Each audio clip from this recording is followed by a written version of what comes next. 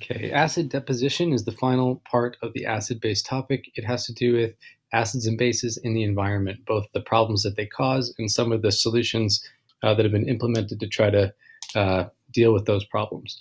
So the major problem can be summarized and called acid deposition. It's a broad term that refers to both wet and dry processes by which acidic substances leave the atmosphere. Wet deposition is probably what you've heard of, as in acid rain, but there's also acid snow, fog, and mist. There's also dry deposition, where solid or acidic gases can react with materials and essentially have the same types of acidic effects on them. So, what is acid rain? Normal rain actually has a pH of about 5.6, so it is slightly acidic. It's below 7 on the pH scale, and this is just because of the carbon dioxide that's in the atmosphere. However, that's not considered acid rain.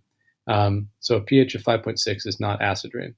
When CO2 mixes with water, it produces carbonic acid, which is a weak acid, which partially ionizes or dissociates into these H plus ions. So it's this equilibrium, these couple equations of equilibrium, that produces the H plus, which brings the pH down to 5.6. If you're going to get the pH below 5.6, that's when you start calling it acid rain, and that only takes place if you have these stronger acids present, things like nitrous acid, or nitric or nitrous acid, or sulfuric or sulfurous acid. So where do those things come from? Major cause is coal burning, also some metal smelting, but the major thing in most places is coal burning. That produces a lot of oxides of sulfur. And as we've seen in the non-metal oxide video, when non-metal oxides react with water, they produce acids. So there's usually some sulfur that's in coal, that's mostly carbon, but there's some sulfur in there. And when you burn it, the sulfur burns with the oxygen and produces sulfur dioxide. The sulfur dioxide can further react with more oxygen and make sulfur trioxide. And both of those oxides can mix with water to make acids. So this is sort of the process of being burned in coal and then mixing with water in the atmosphere to make acid rain. The other major source of these gases that lead to acid deposition are the internal combustion engine, essentially car engines, plane engines, things like that. Especially car engines, when they burn, they actually burn hot enough that they can react nitrogen with oxygen and produce nitrogen oxides. So both nitrogen monoxide and nitrogen dioxide. And then nitrogen monoxide can actually react into nitrogen dioxide. And nitrogen dioxide is considered to be the substance that reacts with water and produces a variety of acids. So it either reacts with water here and makes both of these acids at once, or it can react with water and oxygen and make nitric acid directly. So on the syllabus, you're expected to know some reactions for how nitrogen oxide could mix with water to produce acids. So what are the effects of acid deposition? There's a lot of effects, and they basically boil down to the reason why they have these effects is because of the chemical reactions that we learned about for acids. We know that acids react with and essentially dissolve carbonates. So when substances are made out of carbonates, and this is things like limestone and marble, or a lot of minerals, it sort of dissolves, or at least leaves behind a more soluble version of the salt instead of the carbonate salt. So things like calcium sulfate and calcium nitrate. And these are fairly soluble salts, and so then they tend to get washed away. So the chemical reactions to think about would be like, here is H2SO4. Imagine that's the acid at a very low concentration in acid rain, and it reacts with calcium carbonate, and this is going to be the products. You're going to make this more soluble salt plus carbon dioxide and water. You can also have reactions with carbonates directly from acidic gases like sulfur dioxide and oxygen, and it leads to some of the same net products. Metals also, if they're relatively reactive, and most of our metal structures are built out of iron or steel, which is mostly iron. And so acids, we know, react with metals that are relatively reactive, and they leave behind salts, and otherwise they just sort of corrode and dissolve away the metal.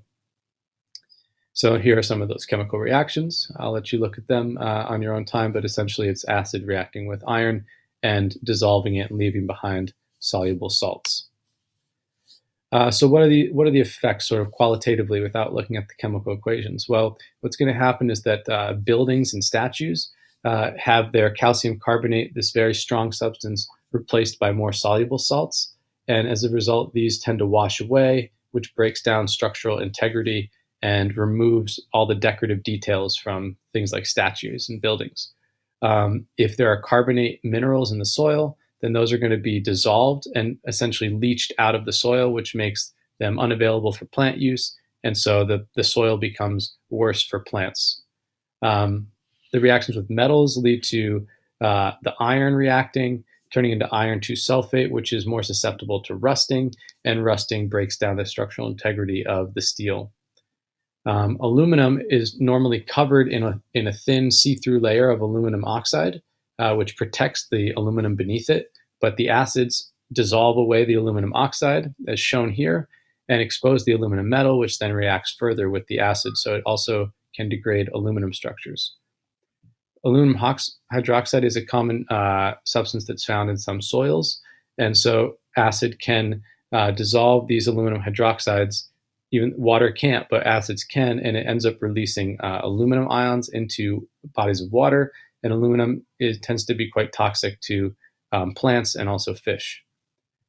You notice that we have nitrates in some of our acids, and releasing nitrates into bodies of water can lead to what's called eutrophication. Can I watch some Peppa Pig? So eutrophication, sorry for the interruption there by Jude. Eutrophication, when nitrate levels rise, that leads to more algae growing, and that leads to increased bacteria levels to break down all the dying algae as those algae start to die. And that tends to remove a lot of oxygen from the bodies of water and makes them unfit for most aquatic life. So you can get these major areas that are called dead zones. And so acid rain just contributes to this. There are other things that contribute more to it, such as for overuse of fertilizers, but acid rain can also play a part. And finally, there are some direct impacts on human health besides what it does to our buildings and bridges. The different particulates and gases can essentially, if you're breathing in these acidic gases, they can react with the water that's in your lungs and create acid in your lungs. And so if you're exposed to, dangerous levels of them or constantly exposed to somewhat elevated levels, it can lead to various respiratory problems such as bronchitis, emphysema, asthma. And if you leach enough metal ions into the water water supply can become more toxic. So finally, what are some of the prevention measures that are taken to deal with acid rain? Because acid rain, it affects locally where the coal is being burned or where the internal combustion engines are being used, but it actually also affects places far away because those gases can drift quite a distance from their source. And so it's not just a local problem. And so people have had to come up with ways to try to both prevent it in the first place, but also deal with the consequences of acid rain afterwards.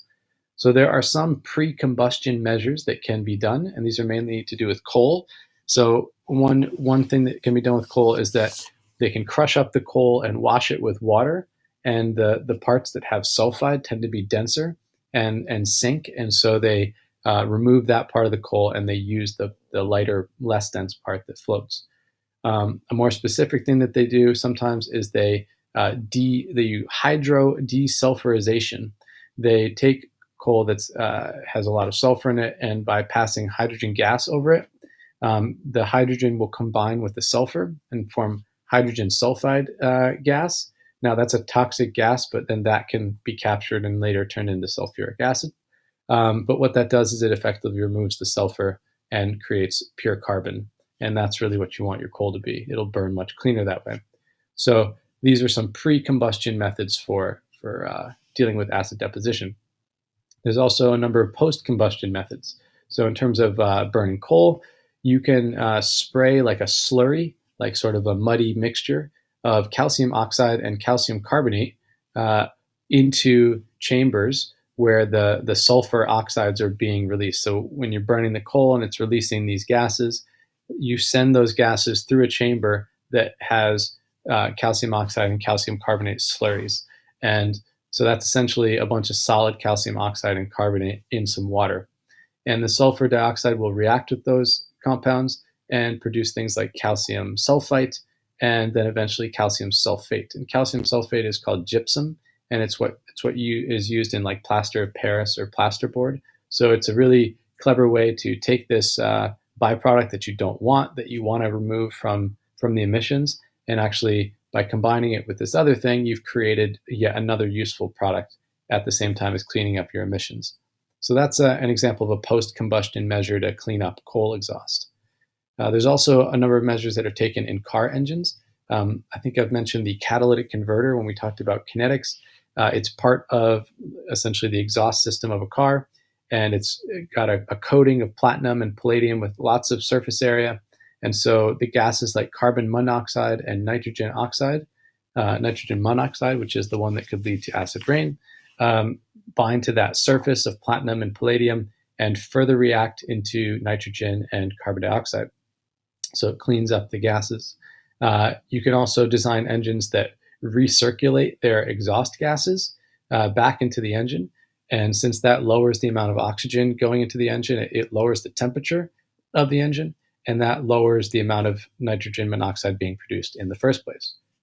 So those are a couple of like post-combustion measures. And then finally, this is a more direct post-combustion measure, which is when some bodies of water become so acidic, like lakes or rivers, you can actually dump more alkaline substances directly into them. So things like calcium oxide and calcium hydroxide are sometimes directly released into rivers and into lakes to try to help raise the pH levels to make them okay for the aquatic life. So a rather extreme measure to just dump a bunch of basic compounds, solid basic compounds into water, but sometimes it's necessary. So there's a lot going on in the acid deposition topic, former environmental chemistry topic that they've now put into the core syllabus.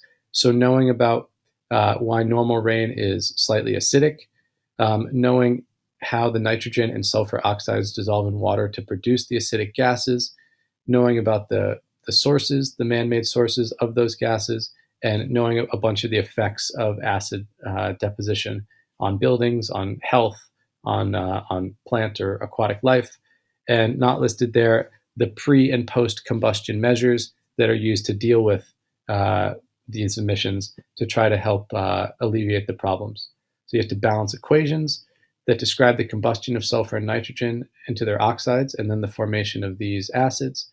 Distinction between pre and post combustion methods to reduce sulfur oxide emissions, reduction of acid deposition equations for acid deposition with reactive metals and carbonates. So all that's been covered in the video.